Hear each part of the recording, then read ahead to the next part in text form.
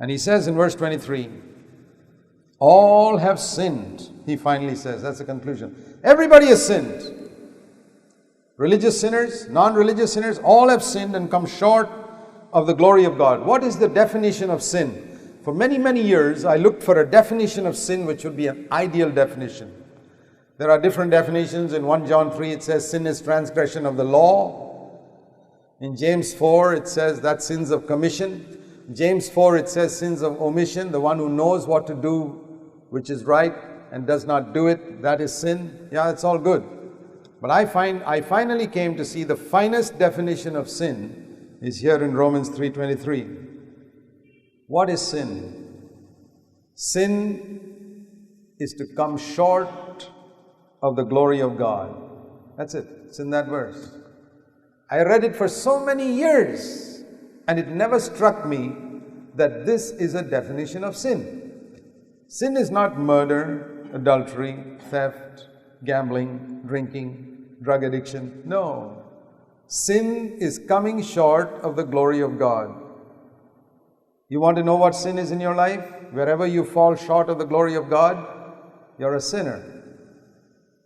What is the glory of God? Let's define that first. The glory of God was seen in Jesus Christ, full of grace and truth. John 1:14. That is the glory of God.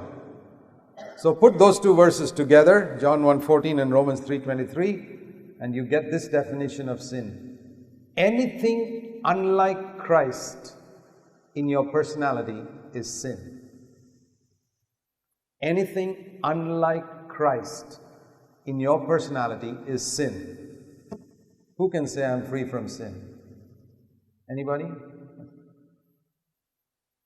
Who can say I'll be free from sin on any day of his life on this earth? If you lower your definition of sin so low, then you may say, you can lower pass marks and say, I passed. And that's what a lot of people do when they say, I'm free from sin. They have lowered the pass marks to less than 1% and they say, I passed. But pass marks is 100%. And most of us are not even getting 1%. Pass marks is 100% in God's kingdom. Anything less than the glory of Christ, anything less than Christ-likeness is sin. All have sinned. But you say, well, I'm not such a bad sinner as the other person. Do you feel like that? There are lots of born-again believers who say, I'm not such a bad sinner as that person. This is like if pass marks in an exam in a class is 40% average, and one student got 32, another got 20, another got 10, another got 5, another got 0. Are they all sitting in the same class next year? Absolutely. The fellow who got 32 can go to the teacher and say, I'm 32% better than that fellow who got 0. Sorry, you also failed. You're in the same class as that other person, even though you may be 32 times better than him. Makes no difference. You have failed, he has failed. We understand this in classrooms, but we don't understand that in our life. I've met multitudes of Christians. I believe as I diagnose them like a doctor, I believe their fundamental problem is they have never seen themselves as filthy, good-for-nothing sinners in God's eyes.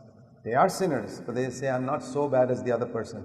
As long as you say that, you'll never experience the full power of the Holy Spirit or a full salvation. Let me encourage you to recognize, what sin is. When we think of sin, please listen to this carefully. When man thinks of sin, he's always thinking of the punishment he'll get. When God thinks of sin, He's not thinking of the punishment you'll get, He's thinking of the glory that you'll miss. There's a lot of difference between thinking of the punishment you'll get and the glory that you'll miss. Don't think of the punishment that you'll get. That's not the most serious part about sin. There is a glory that you're going to miss if you tolerate sin in your life. It's not a question of convincing other people that you're holy. If there's the measure of sin that you tolerate in your life that is the measure of glory you're going to miss. Because sin is falling short